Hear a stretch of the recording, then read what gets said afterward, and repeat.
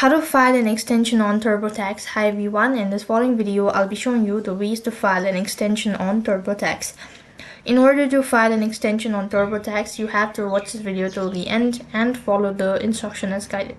So then to begin with, go ahead and open up a browser, and when you open up a browser on the web address bar, type in turbotax.intuit.slash. I'll make sure to drop the link on my description box below as well. This is going to directly take you to the extension page. You can go ahead and file. So for that case, you have to go ahead and select get started button and then begin with the registration process or signing in. And when you do that, it's going to take you to the direct page where you can go ahead and file the extension on TurboTax. So follow the prompt and accordingly provide in the information they've asked. After that, you'll have successfully filed an extension on TurboTax. So that's how you can file an extension. That's it for this video. I hope the video was helpful. Make sure to like, share and subscribe to our channel. Thank you for watching. See you in the next video.